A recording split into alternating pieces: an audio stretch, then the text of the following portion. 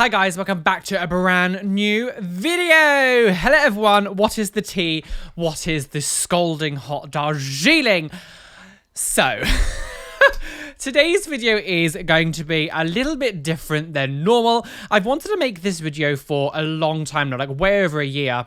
And this year, I kind of wanted to do more personal videos. I wanted to start a video, like a series called the Roly Diaries, where I talk about more like my life and stuff and all that kind of thing. And I get countless questions basically every day talking about like, where are your parents? Where's your family? Like, why don't you speak about any of these people? Like, where are they? What happened? And I am just gonna kind of just talk. Now I have like a list of things here that I want to mention, like bullet points, but I've not like done any scripts or anything. So, you know, get a cup of tea, get a cookie, get something, sit down, have a little rest. We can have a nice little evening together while I discuss some of the things I went through.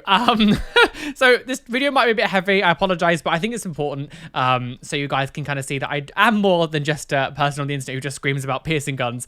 I have a life, I've had a history, things have happened in my past that I'm not proud of, and also, you know, a lot of things have happened out of my control. Now, I was born on June the 5th, 1990 in Exeter Hospital, which is in Devon in the southwest of England. And I was brought into the world this raging queen. So some of my earliest memories were definitely just us moving house a lot. Now, I think up until I was about 8 years old, I must have lived in about 6 houses. We lived in council houses basically our entire life. Both of my parents were on benefits. Neither of them did work. My dad actually did have a full-time job, but he got very, very sick. It was something to do with working with saws, and he breathed in too much sawdust and he was left with a really bad lung condition, which meant he couldn't work. My mum was also on disability. I'm not really too sure why. I don't think she ever had a job in her entire life. We lived in like so many different houses. It was like Lethbridge Road, Postow Road, Rifford Road, Burnt House Lane, Stepcot Hill, and I lived in another house in Stepcot Hill, and then my final address with my grandparents in Newton St. Sire's. There was also foster homes interjected there as well. When you're very young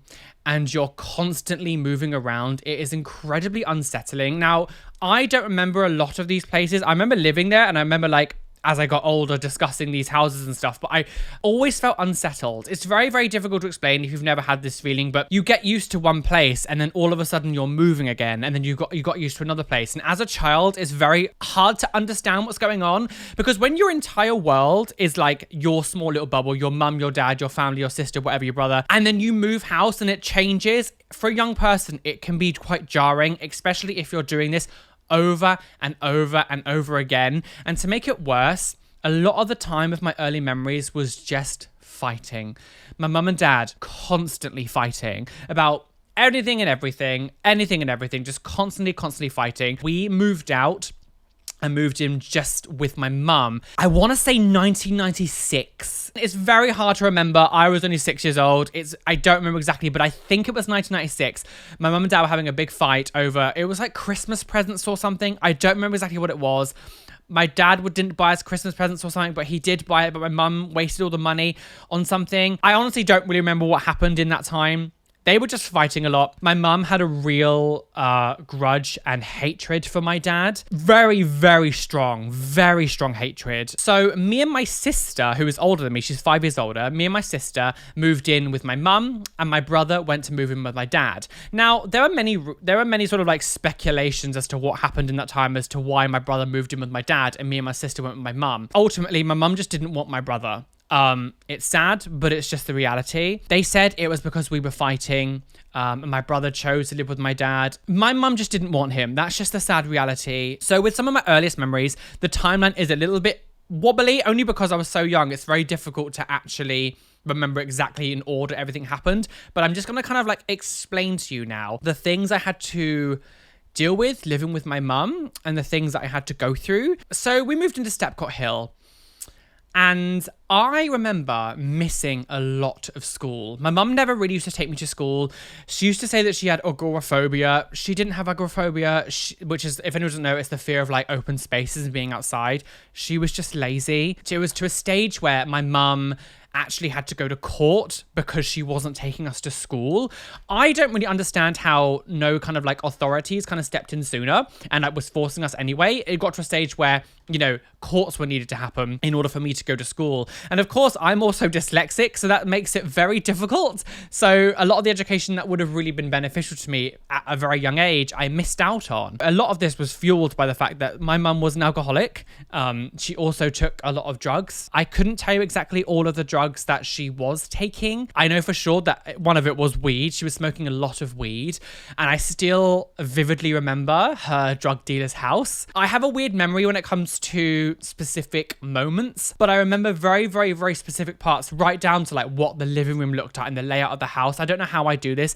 My friends always say it's because it's like linked to trauma. I still remember hit the drug dealer's house very, very vividly in his little box that he would get this big rock of like marijuana out. And it was like, it wasn't like the plant stuff. It was like an actual block that you had to like cut up and stuff. It was, yeah, anyway. So I remember like she was doing that a lot, and that was definitely editing how she was behaving. She definitely was taking other things too.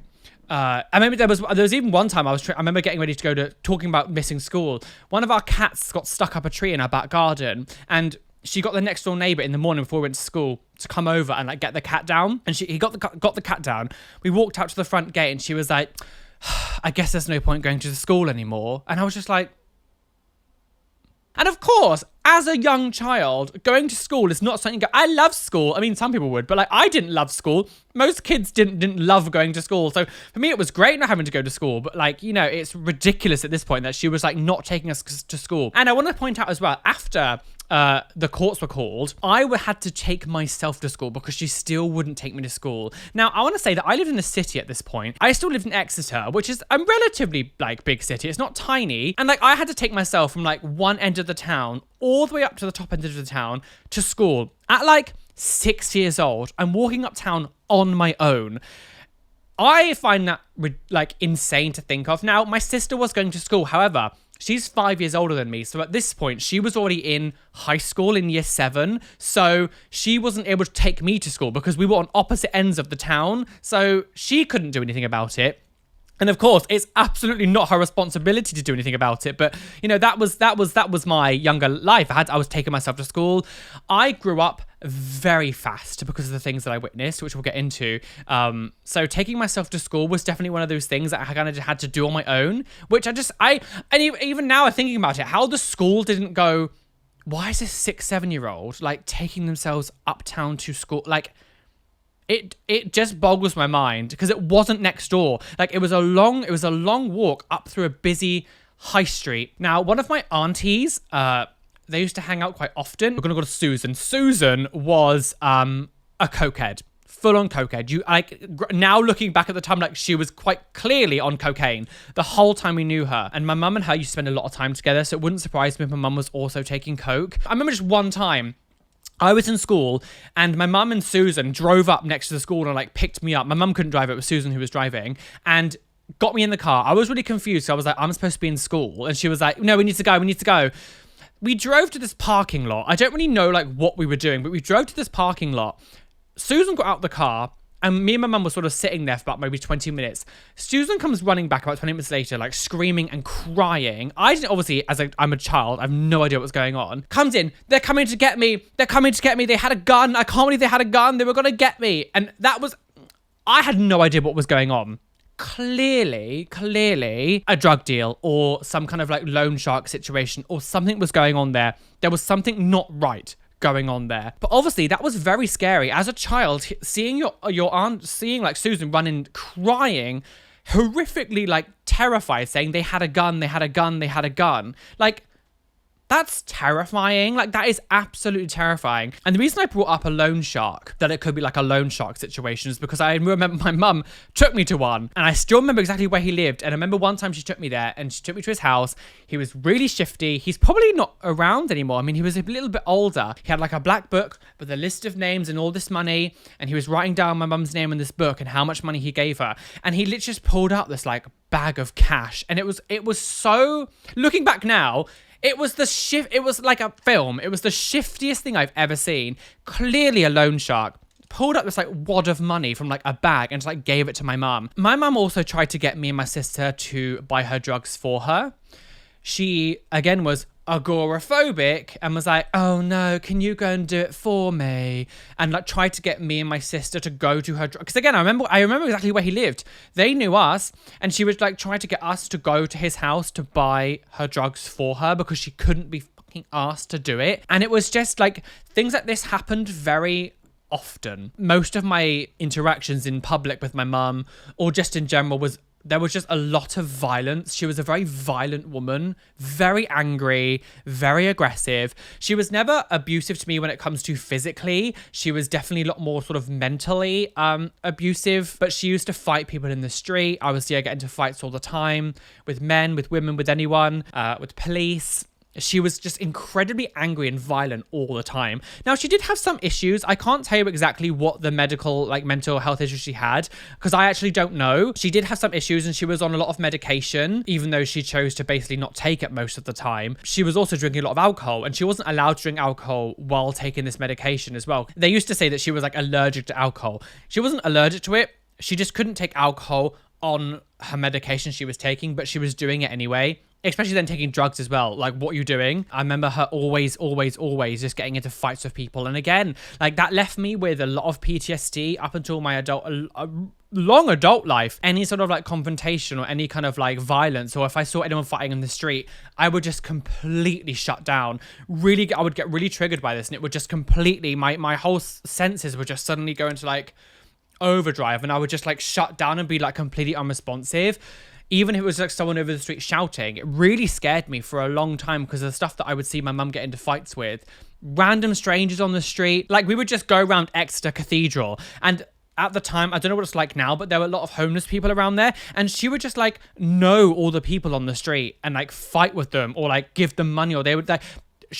It was just a lot, and I never really understood a lot of it when I was a child. She would also bring a lot of random people around the house. A lot of times I would just come home from school and some like random man is just in the living room, and then they would change. I don't think she was selling her body. I don't think she was like doing that. I think it was drug related. There was always random men coming into the house, and it was always very scary, especially as a really young child. I didn't really understand who these guys were, and they would like, it was almost one a day, just random men coming in. Some of them were, how can I say this? Some of them were abusive. I'm not going to go too far into it, but some of them were abusive. There was one, oh wow. In many ways, one of them, I'll never forget his name. He was called Nigel. One night came into my room, and this isn't like a sexual thing, it's actually like physical. I remember him picking me up and just throwing me across my bedroom, and saying he was going to kill me. I don't really remember why this happened. My mum did nothing and just let it happen. There was another guy who was a convicted he was called Martin, and it was so common for having like just random men in the house. And like, there were so many times as well, like I would come home from school and she'd be like just on the floor vomiting, or like she had shat herself, or like just done all this awful stuff to the stage where like I'd be really scared to come home from school. Like, I just didn't want to go home. Like, what f***ing person doesn't want to go home from school? And I had to look after her so much. Like, I'm literally here like a 6-7-year-old having to cook full-on meals for my mum because she couldn't be bothered to do it herself. And again, like, my sister tried to help as much as she could, but she was older and she was like going out with her friends and things, and she didn't know a lot of the stuff was going on or like seeing it because she wasn't in the house and she was escaping. And like, she did so much for me growing up. My sister's always going to be my hero, and she was my mum for a long time. It's not her responsibility to do this. I don't know exactly how much my grandparents knew what was going on. I don't know how much the social workers and things were telling them. We moved in with my grandparents. We'll get to that a little bit later, but we moved in with my grandparents, and I don't know if they were telling them like what was going on.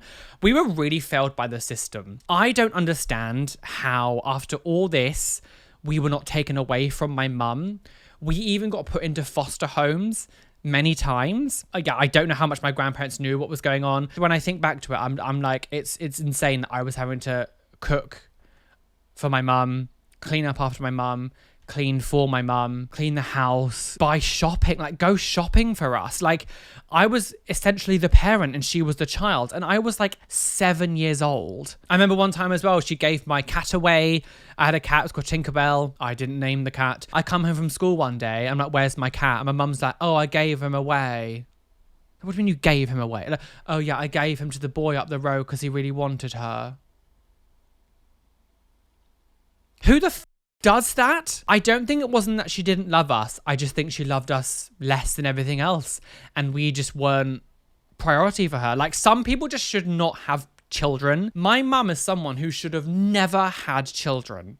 She was not in the right state of mind. She was not in the right place. She should not have had children, but she did. I talked about how I don't know how much my grandparents knew. She took it upon herself. This is when I was about 7. Now that we're going towards the end of the time I lived with her.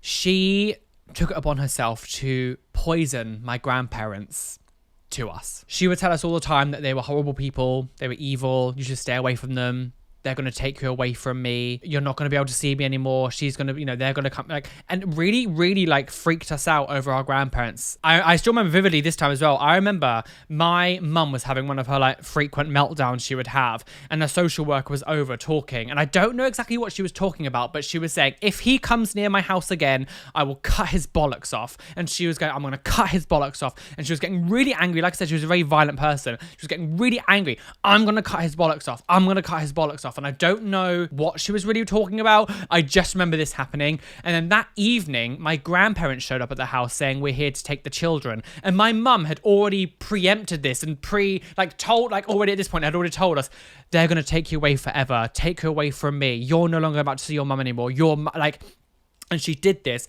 very strongly to the stage of when my grandparents came over to take us, I was petrified. I thought I was going to like some home. I was never going to see anyone again. I was like, and again, I'm very young, so kids are very impressionable. I was absolutely terrified of my grandparents. I was like, that she's going to take me away.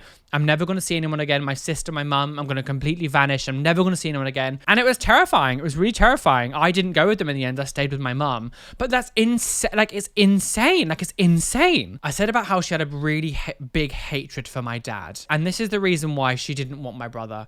Because my brother was a spitting image of him. And this is why she made him go and live with my dad. Because he reminded her of my dad. She didn't want us to see him. And for a long time, the same as what she was doing with my grandparents, she was also doing with my dad. And she was telling us that my dad was evil. He was abusive. He was horrible. He was like this evil man. Stay away from him. With a lot of my dad, my feeling towards my dad was stranger danger, basically. And again, another time, I remember him trying to come over to my mum's house to give us our bikes. So we had these my brother had this black big bike. My sister had this bright yellow bike, and I had this little tricycle. Dad tried to come over and he gave us the bikes over the wall. He wouldn't even come through the gate because my mum was like, you can't come near us. And we saw my dad walking up the hill, and me and my sister ran and hid because we were so scared. We hid so he couldn't see us because I was terrified of my dad. Now, something that I find really hard to get past, and this is something that I will never be able to forgive my mum for. My mum, to get at my dad, she said that he was sexually abusing us. I want to stress that this is not true, and this was just one of her many stories about him to hurt him. So we weren't allowed to see him for a lot of time, and obviously it got dropped and everything, and in this time I was really scared of him, and then very soon after we were able to see him again, he died.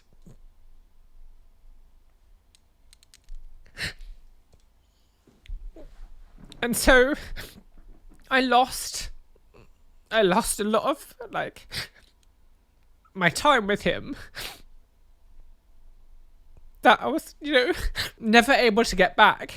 And most of my memories of him from when I was really young, where my memories are shaky because I've not been able to really form, you don't really form strong memories until you're a bit older. So the time that I would have been able to make real strong memories of him.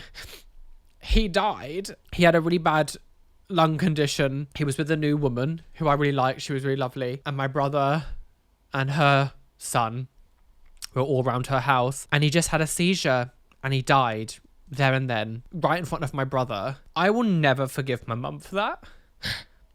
Never. I'll never ever forgive her for that. Like, losing those last years with him because he was an abuser, evil man, and I was terrified of him. It's just unforgivable in my book. Especially because it was all lies just to like get to him. And so like the idea that like one of my first strong memories that I can vividly remember is his funeral. It's just not okay. I was also diagnosed with epilepsy in this process. If you know what my old name was, you'll know this sounds a bit weird, but my epilepsy was called Rolandic epilepsy. It was brought on by stress. It wasn't, epilepsy comes in many different forms, whether you're an adult, a child, different ways it can be triggered. When people think of epilepsy, they just kind of instantly think of like flashing lights and flashing images, which is one form that can trigger seizures. Mine was to do with stress. Really stressful situations caused me to have fits. And of course, my childhood was incredibly stressful. I was on quite strong medication. I now don't have it. I had the form of epilepsy that I had. Normally, as people get older, they grow out of it. As I've said, my mum's had issues with her mental health. I don't know exactly the stuff that she did. It was about maybe a month after he died. I remember I was awake. It was really late at night. It must have been maybe like 2 a.m. I was playing on the Sega Mega Drive in my bedroom. I was playing Sonic 1 and I was on Death Egg Zone and I just could hear screaming downstairs, like just really loud screaming. Get the F out of my house. F off. F off. My sister comes out of her bedroom. Like, what the hell is going on? Obviously, this is really early in the morning. We open the living room door and the whole living room is trashed. Windows, mirrors are smashed, books all over the floor, the sofa's completely ripped up, the carpet's ripped, and she's running around the living room screaming, help me, help me, help me. And she picks up the phone and she goes to like, she tries to ring 999 or whatever, and she's just screaming down the phone, I need a fucking ambulance. Ah! Slams the phone down, picks up the phone and like just throws it across the living room. Obviously, me and my sister are very scared. She's like, come on, kids. Get out, help. And she runs out the front door and just started screaming, help me, like top of her lungs, help me, help me. And then she was like, go knock on their door. And we like knocked on the neighbor's door. I'm obviously terrified, banging on the door, going, help us, help us. I don't know what's going on. Running up and down the street, help me, help me, help me, help me, help me. Luckily, there was a woman who lived up the top and she was called Mary, if I remember. It was Mary. Went to her house. She was awake. I don't know why she was awake at this time. She took me and my sister in and she was like, oh, Margaret. No, her name was Margaret. And my mum was like, I'm dying, Margaret. I'm dying, Margaret. She's obviously quite confused. This woman's like, what's confused? But she's seeing 2 children on her doorstep. So she kind of just brought us inside. And then my mum ran down back to the house, screaming and shouting and crying. The police were called. She was taken away. And that's when the discussion of potentially living with my grandparents came up. I've been told that they tried a long time ago, but mum was really fighting them and wouldn't allow them, which would make sense as to why she would always tell us that they were trying to take us away. They were trying to take us away. Now, I'm just going to warn you, the next part of the story involves this. If you don't want to listen to this kind of stuff, because I know it's quite strong, just skip to this time frame of the video. But something happened that was the real reason why we were officially allowed to move in with my grandparents and they were able to adopt us. I can't remember how long after that last event happened, but I was back with my mum. It was just me and her. I don't know where my sister was. I don't remember. Weirdly, we were watching a TV show about SH. My mum was sitting on the sofa and I was sitting on the floor watching TV. And I just heard a weird kind of like noise. Like it was like a grunt. I'm not going to sugarcoat this. I look round and I'll never forget this. Like this is ingrained in my brain. My mum is there, like with her arm up like this in front of her.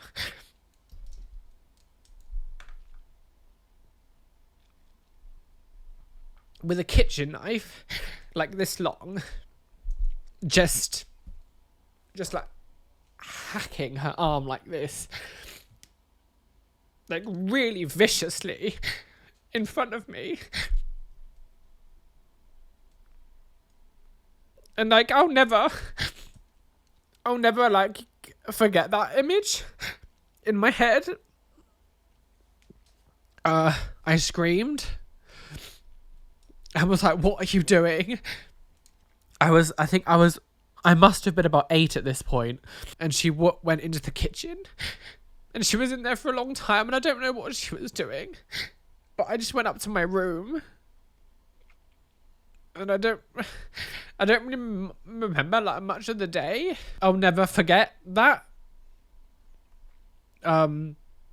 image in my mind. I told my grandparents when I went to their house, and of course shit hit the fan, and there were social workers and people over, and I basically said to them, I was like, if you make me go back to that house, I will run away. Like, I'm not leaving my grandparents' house now. I can't do it. My mum was admitted to hospital, and she was there for a long time. I will forever be indebted to my grandparents for taking us in, and like, it really saved our lives. Now, this is where the weird cycle happened, where she would constantly be in and out of hospital. She'd come out and she'd be back in her house for 6 months, and then she'd be back in hospital. She'd come out, back in, come out, back in, constantly. And we would see her sometimes. I have a phobia of phone calls because of something that happened. This sounds stupid. I'm definitely getting better. She would ring the house randomly and leave like really scary voicemails, threatening violence. Like, she used to ring up and just like leave these really terrifying voicemails. One time I answered the phone and I didn't realize that she was on the other side, and I just suddenly heard her voice, and it just like scared the absolute shit out of me. And this happened quite a few times where we had to get caller ID. We ended up paying like, because back in this day, like the early 2000s, caller ID was expensive, and it wasn't like a common thing to see. We had to get that, so I would never be scared to answer the phone. But unfortunately, like those few times that it happened, it scared me to a stage where even now I have leftover emotions from it. I still get, if my phone goes off and I don't know what the number is, I don't know who it is, genuinely the fear that it gives me is unhinged. Like, it's so ridiculous that I would feel like that. So I would go to see her, and then she'd be fine. They were back in hospital, and it was just kind of like never ending cycle of like, I would put my trust back in her, and then she would just break my heart again. She could stop taking her tablets and go, well, I don't need them anymore. And then she would get off her tits on drugs now, and it was literally happening. It was like a yo-yo, just constantly going back and forth, and it was just absolutely tiring to have to deal with as a child. I'm seeing a psychologist throughout this entire process. I'm going to school every Thursday morning. I would have to go and see Shira, she was called. This is when I'm starting to develop my real sense of personality and who I am, and it's when I started to understand things like being gay. So we're kind of like jumping forward a tiny bit in the timeline, because obviously it kind of just went back and forward. I'd visit her again, like I said, so we're kind of jumping forward until the stage where I'm sort of like maybe 12, 13. Puberty's had started, all these things are happening. So the bullying has started in school. It was really horrific. I was really horrifically bullied in school. I was terrified of going to school. I hated myself every day. I hated everything about me. People who weren't bullied at school, who were having a nice time, like, it's insane. Like, when people say school is the best years of your life, I'm like, you are privileged. Like, you are privileged. I went to a very non-diverse school. It was very heavily Christian.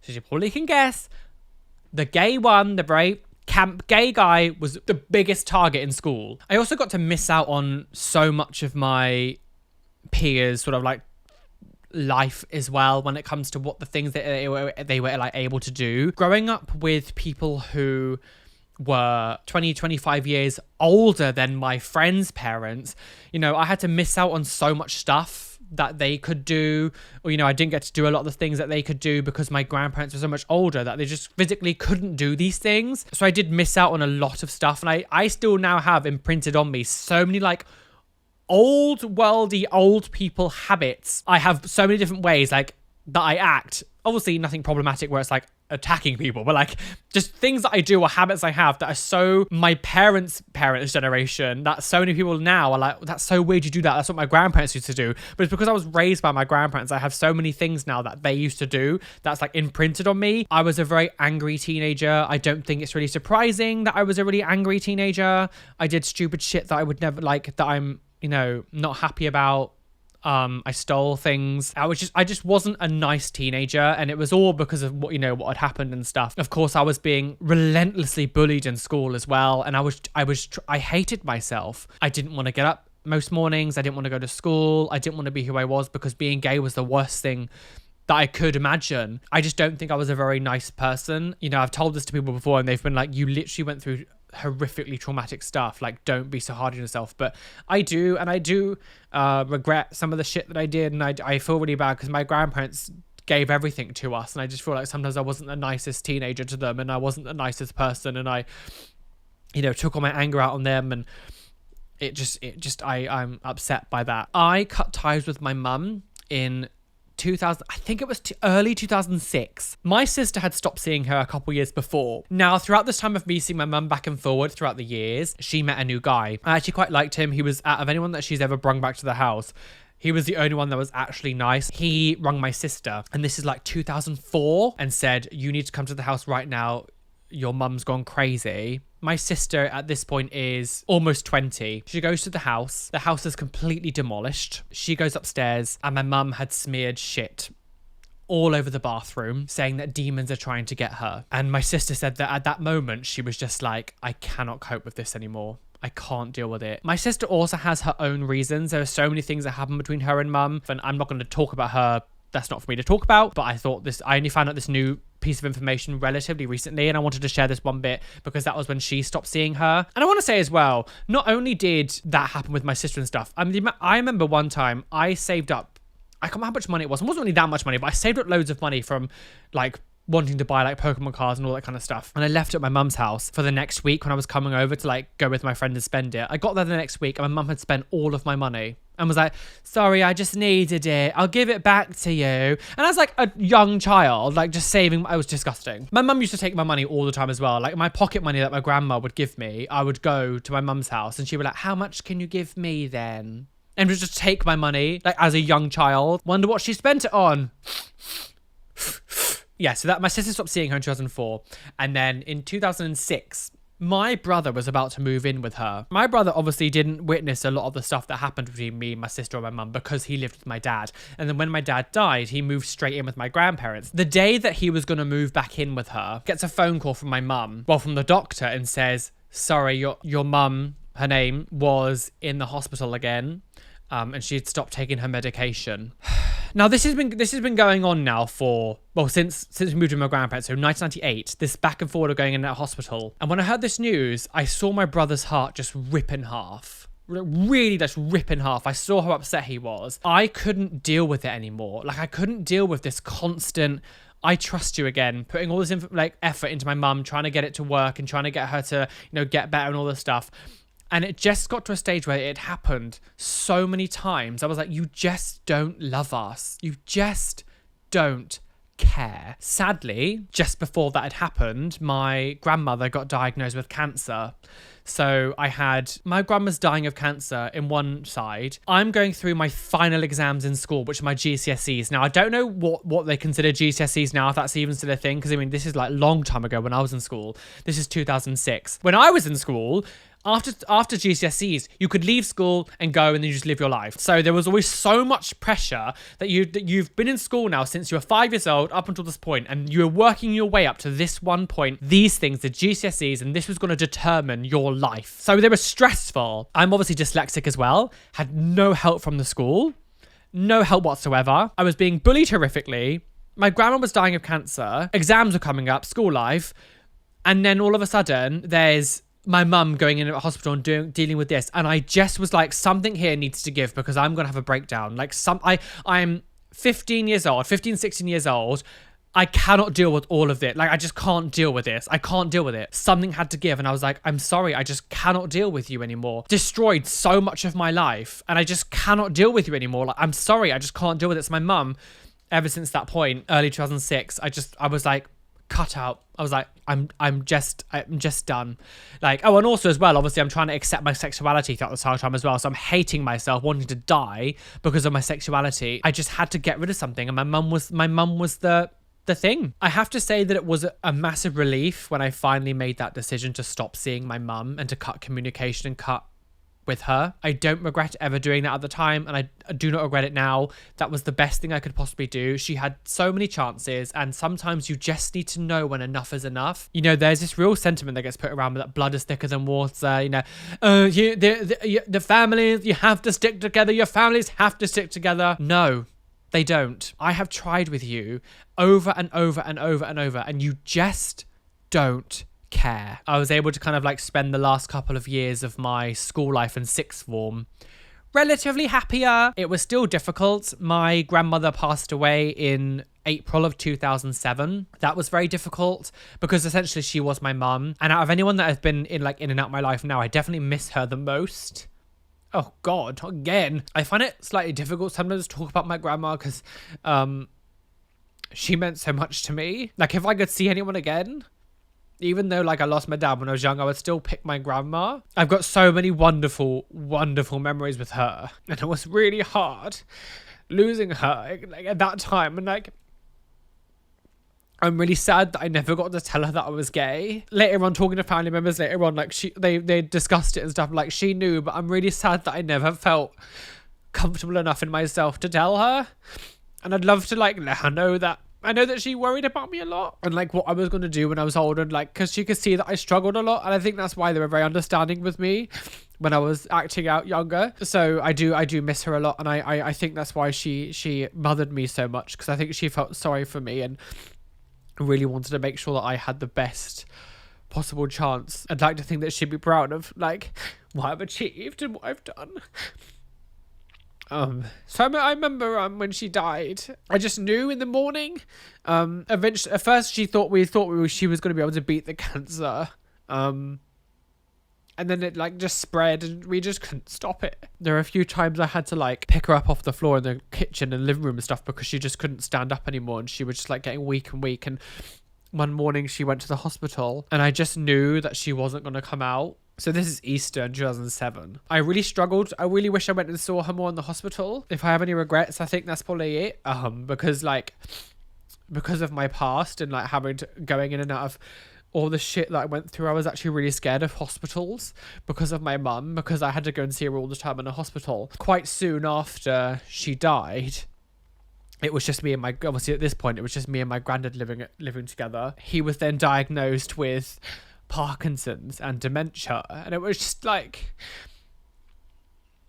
I was just at this point like I was just like, I don't know what's happening, like why it couldn't life couldn't just give me a fucking break. It was just one thing after another, and luckily like he didn't get really ill for a long time, but just knowing that there was now suddenly a time limit, because we were like, oh, my granddad would have been someone, if he didn't get sick, he would have lived until he was like 100. Like, he was so healthy. He would always get lots of exercise, and he was very, like, he was the most with it old person I think I've ever known. And so all of a sudden, it was like, great, now we have this, like, ticking time bomb. I don't really want to talk too much about me coming out and everything. Like, I feel like I've spoken about that enough in my life, so I don't really want to go too far, and obviously this video is going to be for ages if I start adding in coming out stories. But I started coming out to people when I was 16. I didn't really have any negative reactions by anyone. There was one person who's negative, and it was one of my uncles. That's another story. I can't want to get into it, but my granddad was very accepting, which was lovely, which is why I always say I don't understand when people say like it's an age generation thing, like, oh,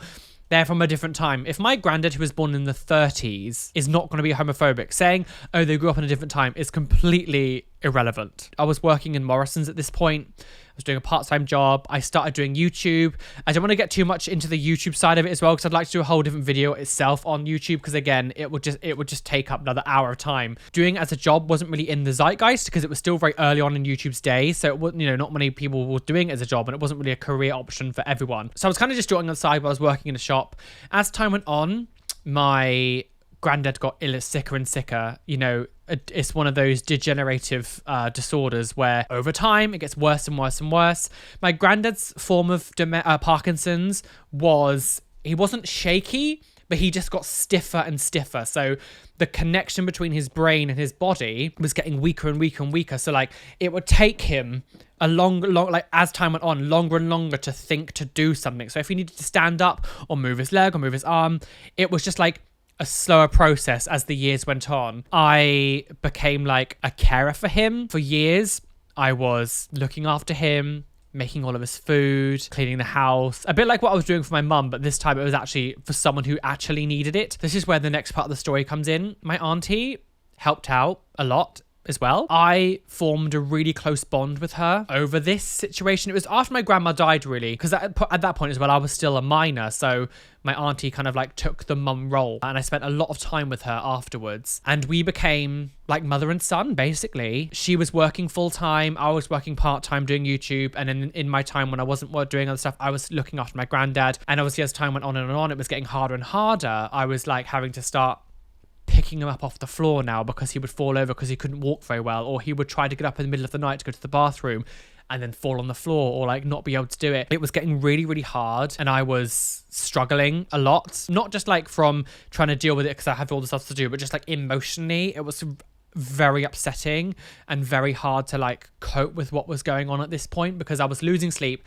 I was trying to do my work. I was trying to work. And then when you see someone you've lived with since you were 8 years old deteriorate like that in front of you, like it was a different experience when it came to cancer because you kind of know what happens with cancer. Like you could kind of tell what was going to happen when you were told it was terminal.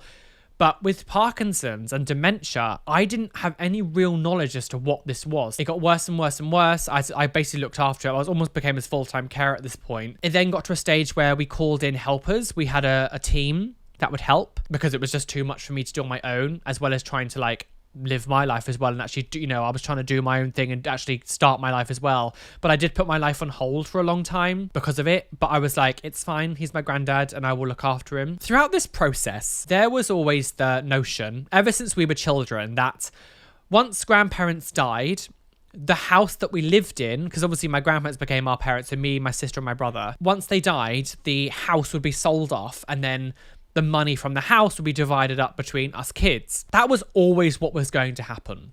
That was what was told to us multiple times. And throughout this time when I was looking after my granddad, he said to me personally, as an adult as well, I had to be realistic that by me doing what I was doing, I was putting my life on hold. I was stopping, by the time he did die, I was 25 years old. A lot of my friends were so much more established in their jobs, what they were doing, what they wanted to do. Some of them even had kids at this point, and I was still kind of just living at home, working part-time in a shop, and doing YouTube. YouTube wasn't paying me anything at this point as well. This is way before I was doing it full-time. The money from the house that was going to get sold was what I was going to use after he was to pass away to help me start my new life. My auntie moved in. It was about a year and a half before he died. And she also moved in her husband, well, ex-husband, who had an affair and went to America to live with this new woman and then came back when it didn't work out. And my auntie, being the lonely woman she was like, yes, come back. I never liked him. I loathed him. He was a serpent. He was a snake. He was a leech. Didn't have a job the entire time he was coming back here from America. Sponged off my auntie, got all of her money. Like, it was just a lot. Anyway, I hated him. Both of my grandparents loathed him to death. Anyway, so my granddad actually, it took him a long time to even adjust that he had moved in with my auntie. And for a long time, he was really resistant to even letting him help him. I trusted her with all of my heart. I trusted her with every ounce of my soul. I told her everything. We made YouTube videos together. We were just like inseparable. And I loved her and I trusted her and I loved her to death. My granddad died in Easter again, weirdly the same time as my grandma, in 2015. And I noticed on the will that it was written in the late 90s. So of course, this is way before us moving in, all the stuff happening. They had no idea what the future was going to hold. At that point, my auntie was happily married with a different man. They were together. And in the will, at that point, bear in mind, I'm only like 6 years old when this is written. It was like, all of my assets, all the house assets go to my auntie, and then me, my sister, and my brother, we all get £500 and everything else goes to my auntie. Now, I looked at this and I was like, well, this is clearly not correct. I didn't really question it that much because I was like, well, this was written 20 years ago almost. Obviously, this isn't what the reality is today. We've always had this understanding that once he dies, the house was going to get sold and the money was going to get split between us, all of us children. And I want to say as well, we're not talking about 10 grand. We're talking like 45,000, 50,000 pounds each. I had a conversation with my brother and we were in the kitchen and we were like, what the fuck is going on? Like, why did the will not get updated? Like, why are we not in it? But again, we were kind of like, this is ridiculous. But then in my mind, I was still like, it's fine. Like, she's clearly just going to split the money with us. Like, why wouldn't she split the money? Like, I've looked after this man now for the rest of my teenage and early adult life. Like, I've given up my life for this. She's not going to just suddenly be like, oh no, you're actually only going to get £500 and that's it, and I'm going to get the rest. Like, clearly she'll split it with us. Like, my sister had just moved to London and she needed to find a new house. My brother was with a girl who had a baby, and they were trying to look for a new house, so they really needed the money. I obviously was about to start my new life, so we're like, of course she's going to do the right thing and split the money with us. Of course that's going to happen. Like, that was what was meant to happen this whole time. I went to visit my sister. I come home, my bedroom has been completely stripped. All of my stuff is off the walls, and I'm told, don't put any of your posters back up because we need to be able to sell the house. Okay, this feels a bit invasive, but sure. So I kind of almost felt like a stranger. Suddenly, things just started showing up at the house, like expensive items. Her ex-husband bought this gorgeous new Mac computer. Where the fuck have you got the money for that? You don't work. My auntie's not rich. Like, where have you got the money for that? Clearly preempting spending this money. It then became very apparent to me that we weren't going to get any money. I didn't know what to do. I didn't know how to handle the situation. Now, with my mindset and who I am and the comfort, I'm basing this on 2015 Roly is a completely different person than what I am now. I would have fought to my fucking death. But at the time I was like, I don't really know how to handle the situation, like what to do. She was saying to me that we need to move you out. We need to get you to move out. You need to move out and we're going to sell the house. We need you to move out before we can sell the house. And so my granddad has just died. My whole world that I've known since I was a child is now completely over. And now I'm being forced to move out the house. And my auntie was like, right, we're going to pay for your rent for 6 months so you can get started and then you can go from there. Okay. Like, it's all happening so quickly. Like, it was really hard to kind of process what was going on. At this point, I was really struggling mentally. I was literally on the verge of like a breakdown. And so my sister was like, just move in with me. I always wanted to move to London. That was always going to be my plan. I'll use the money to kind of keep myself supportive, to try to start my life. Just try to start my life that I've had on hold now for years. And I want to say as well, for years, my auntie would always come up to me and say, thank you so much for everything you're doing, because if you didn't do this, I would have to quit my job and I couldn't afford to do that. Thank you so much. You're doing this. Like, it means so much. And I'm like, you're telling me all this stuff. And then all of a sudden you're like, move out. I had a word with my sister when I was there and I was like, we're not getting any money, Hayley. You know that, don't you? I was like, we're not getting any money. And she was like, I don't know what to do. Like, it feels weird. And like, in my mind, I was always just like, well, she's going to do the right thing. Like, she's going to do the right thing. She's like one of my closest people to me. Like, of course she's going to do the right thing. I eventually found a place in London to live. It was with Callum. And so I messaged her and I was like, I found a place now. Can I have this money for the 6 months of rent that you promised? I was like, I've moved to London with this knowledge that you're going to pay 6 months of my rent. Obviously I can't live with Hayley forever. Like, I need to move out. Like, my sister can't have me in her place. She's just going to get pregnant and she needs to move out. Like, we're in a small flat. She needs to move out. I need to move out. And she was like, oh, yes, sorry, like, the money's kind of tied up at the moment, so I can't give you anything. And I was like, what do you mean you can't give me anything? And I was just like, what do you mean? What do you mean just yet? What helpful is that? I had to fight really hard to get money out of my auntie to pay her 6 months that she had promised me. I had been saving up some money of my own that was meant to be used as like the rainy day fund. It was only like £2,000, but I had saved up money. So I had to use all of my savings to move. My auntie reluctantly gave me some money. She gave me half of what she said she was going to originally give me for my 6 months of rent. She gave me half of it. And I was just so hurt by this. Out of anything that's happened, this is the one thing that I'm still struggling to process. And she took everything and left me, my brother and my sister with £500. The house sold for like £280,000 and she only gave us £500. The grandparents who raised us as from literal children, and then me having to put my life on hold with this notion that, you know, at some point in the future, I'll be able to use the money to start my life and to make, make something of myself. And we got £500. The idea that you could do that to me of all people, I was your closest person. The stuff that you told me about your relationship, your feelings, your emotions, everything, we were like this, and you just spat in my face and my sister's face, who really needed the money. My brother needed that money. And you just acted like you were entitled to all this money just because you were the daughter.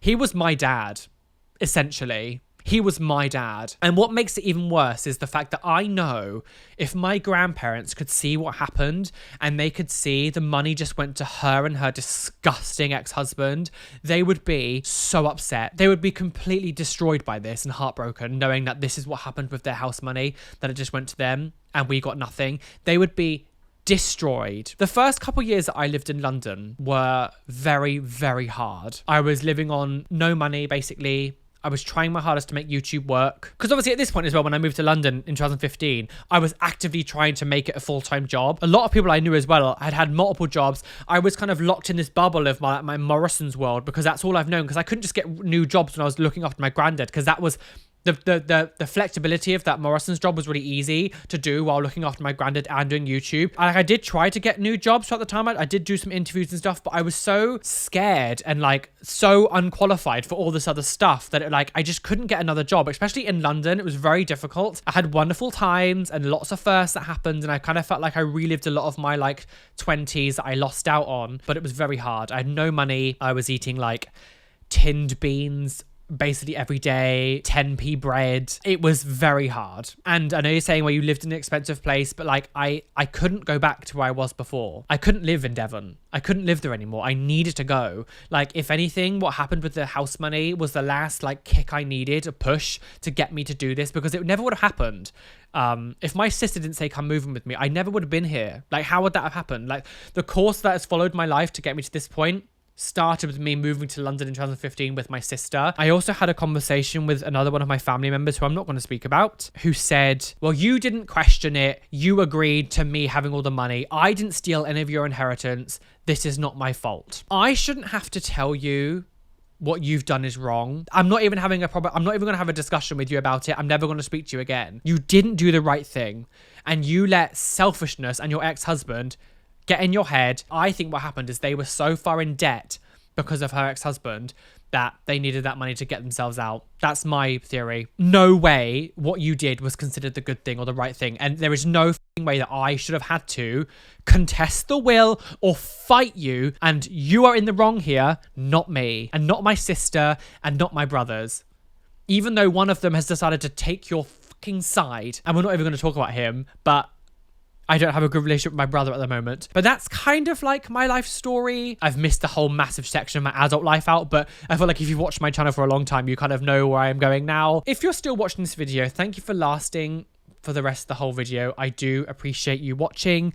I know this video has been a bit more intense and different than I normally would. This has been actually quite therapeutic for me to do. So I just want to let you know that if any of you are going through something similar or you are struggling, there is a way out in the end, and things can, I'm not going to get emotional again. Life has a way of really working itself out for a lot of the time. And although what I've gone through is horrific, I'm at a stage in my life now where I've got amazing friends. I don't think they realize how much they've done for me, more than they ever have, just showing me friendship and love. It's one of the reasons why I'm so appreciative that I can do this as a full-time job, because it's the one thing that I'm good at. So I hope if you're going through anything, just know that you can get through this. I want to end on a happy note. I just want to end on me being all gooey. Maybe leave some comments down below, some positive things if you've gone through anything that I've spoken about, anything similar. Maybe share some of your stories. I would really love it if you guys would reply to each other as well in the comment section. So if you see a comment that you sort of relate to, please send some love to the person as well. Reply to them, send your own advice. I think these kind of